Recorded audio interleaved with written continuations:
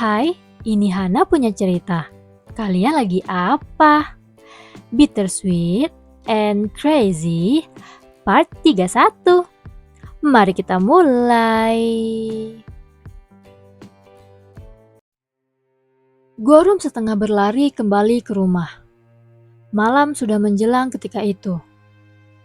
Ia masuk ke rumah dan langsung menghampiri pintu kamar kakaknya. "Kak, Kak Arem," panggilnya. Pintunya terkunci dari dalam, berarti gadis itu benar ada di dalam. Tangannya mengetuk pintu. "Kak, kau di dalam?" tanyanya. Ia mengetuk lagi. Tak lama, pintu terbuka, muncul Arem dengan mata sembabnya. "Apa maumu?" serunya. Gorum menatap Arem menyesal. "Kau baik-baik saja?" tanyanya. Arem mendengus kesal. "Apa pedulimu aku baik-baik saja atau tidak?" tanyanya balik. "Kak," minta Gorum. Arem mendorong bahu Gorum. "Jika sejak awal kau tidak berada di sekitar An Yeon Sok, ini tidak akan terjadi," serunya marah. Gorum tertegun. "Kak, kau yang menimbulkan semua kekacauan ini," ucapnya. "Aku? Kekacauan ini kau yang menyebabkannya," seru Ahrum sembari menunjuk wajah Gorum. Mulut Gorum terbuka tak percaya. "Kau yang sejak awal menyebarkan rumor tentangku, tapi kau membalikkan semuanya itu padaku?" tanyanya tak mengerti.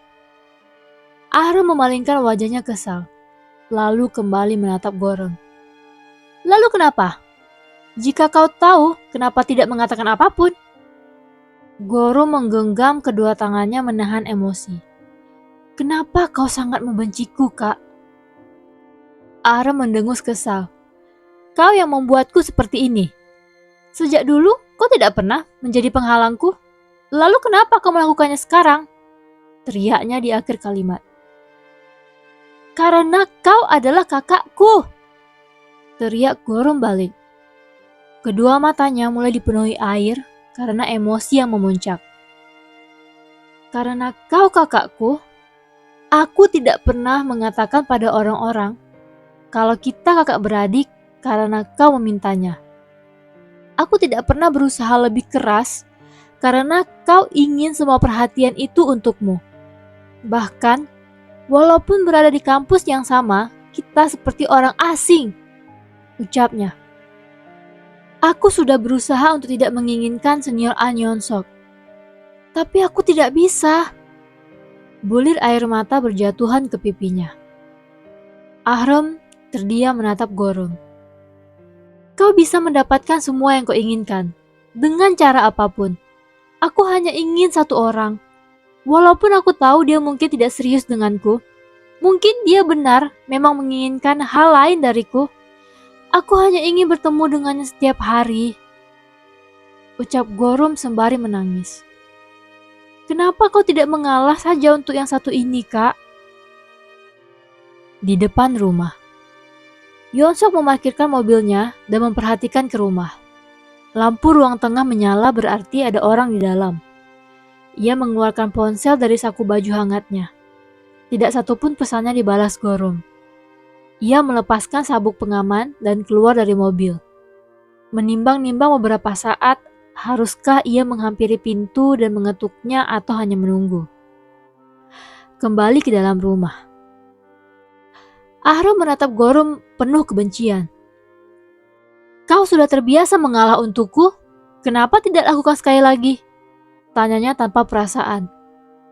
Gorum tertegun menatap Ahrum. "Kak." Ahrum melangkah maju. "Aku memang anak yang egois sejak kecil. Aku harus mendapatkan apa yang kuinginkan. Bahkan ayah dan ibu membiarkanku seperti ini," ucapnya penuh kebencian. Gorum menatap Ahrum tak percaya.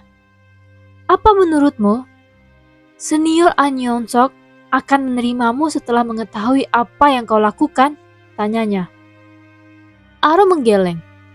"Tentu tidak," ucapnya. "Berarti kau juga tidak boleh bersamanya." Gorum menahan Ahrum yang terlalu dekat dengannya. "Kak, jangan seperti ini. Tidak bisakah kita menjadi seperti saudari lainnya yang saling mendukung satu sama lain? Tanyanya. Ahram menepis tangan Gorom dari tubuhnya. Kenapa aku harus melakukannya? Kalau aku bisa mendapatkan semuanya? Tanyanya. Kak, pinta Gorom. Jika kau bersama senior Anyonsok, aku harus melihatnya terus dan mengingat hari memalukan ini. Ucap Ahram dan mencengkram dagu Gorom. Karena itu, kau juga tidak boleh bersamanya.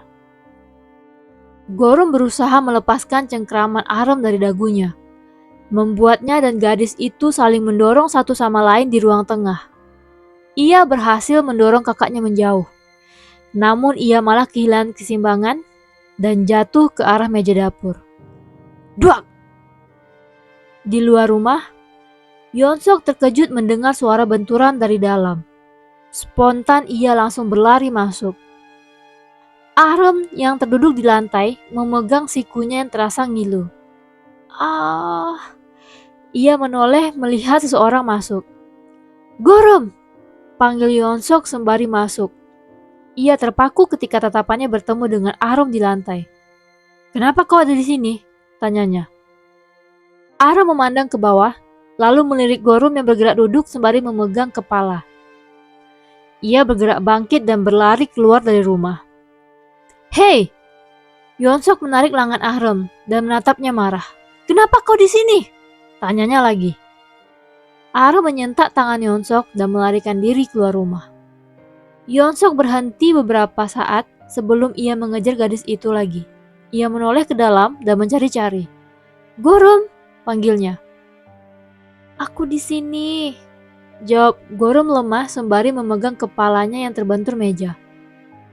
Yonsok menoleh dan terkejut melihat Gorom di dekat meja makan. Gorom, kau baik-baik saja? Tanyanya sembari menghampiri gadis itu.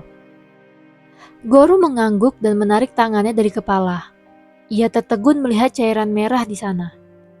Mata Yonsok membesar melihat cairan itu di tangan Gorom dan langsung memeriksa kepala gadis itu. Darah mengalir dari sisi yang terbentur meja. Ya ampun, kau terluka, ucapnya cemas. Ayo, kita harus ke rumah sakit. Ia memapah gadis itu bangkit. Gorom memegang kepalanya yang terasa nyeri. Au, rintihnya. Hati-hati, mobilku di luar. Kita... Ucapan Yonsok terputus melihat foto keluarga yang terpajang di ruang tengah. Dahinya berkerut melihat Jaehyuk, seorang wanita yang sepertinya istrinya Jaehyuk. Juga ada Ahram dan Gorom di foto itu tersenyum ke arah kamera. Gorom menyadari apa yang membuat Yonsok terpaku. Kenapa Yonsok tidak bisa memahami apa yang ia lihat, lalu memandang Gorom tak mengerti. Gorom memandang ke bawah menyesal. Yonsok segera tersadar karena darah sudah mengalir sampai ke pelipis Gorom. Kita ke rumah sakit dulu, ucapnya dan membawa gadis itu keluar dari rumah. Yonsok berdiri di sebelah tempat tidur yang diduduki Gorom setelah gadis itu mendapatkan perawatan untuk luka di kepalanya. Gorom memandang ke bawah menyesal. Maafkan aku tidak memberitahumu sejak awal, ucapnya. Yonsok menghela nafas dalam, tidak tahu apa yang harus ia katakan. Orang tuaku akan segera tiba, kau bisa pulang, ucap Gorom pelan. Kau gila? Apa yang akan dipikirkan ayahmu jika aku pulang sebelum dia tiba? Tanya Yonsok. Gorom hanya bisa semakin menunduk menyesal. Maafkan aku, ucapnya menyesal lagi. Yonsok mengusap wajahnya frustasi. Jaehyuk dan Hyojung tiba di ruang gawat darurat dengan wajah panik. Gorom, panggil Jaehyuk sembari menghampiri putrinya. Gorom menoleh. Ayah. Jaehyuk memegang kedua pipi putrinya cemas. Apa yang terjadi? Ya ampun. Ia terkejut melihat perban di atas pelipis putrinya. Hyojung menarik Jaehyuk menjauh dari Gorom agar ia bisa mendekat. Kau baik-baik saja? Sakit? Tanyanya cemas. Gorom menggeleng. Tidak kok, Bu. Hyojung memandang pria yang bersama Gorom. Apa yang terjadi? Kenapa putriku sampai seperti ini? Tanyanya setengah menuduh. Ibunya Gorom, pinta Jaehyuk. Hyojung mendelik pada suaminya.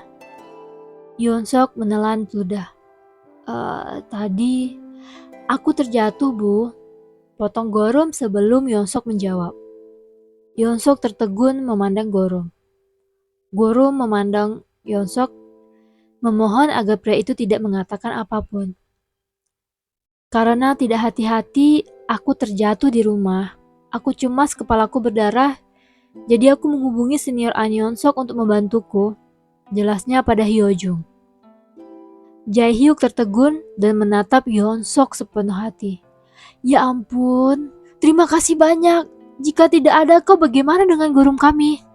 Ucapnya sembari memegang tangan pria itu. Tidak pak, jawab Yeonsok canggung.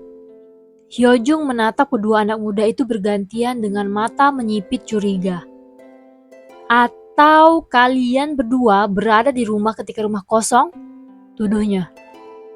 Jaehyuk, Yeonsok dan Gorom menatap Hyojung kaget. Tidak, Bu, jawab Gorom dan Yeonsok nyaris bersamaan. Sayang, apa yang kau katakan tentang putri kita? Protes Jaehyuk. Hyojung menghembuskan nafas sebal sembari menatap Yeonsok tidak bersahabat, lalu memandang putrinya. Sudah berapa usiamu? Masih terjatuh di rumahmu sendiri? Ucapnya sebal. Gorom memandang ke bawah. Maafkan aku. Hyojung melipat kedua tangan di dada dan memalingkan wajahnya kesal. Coba. Penasaran gak sih yang terjadi selanjutnya? Aku upload hari Rabu, Kamis, dan Jumat. Jangan lupa like, comment, dan subscribe. Berjumpa di part selanjutnya.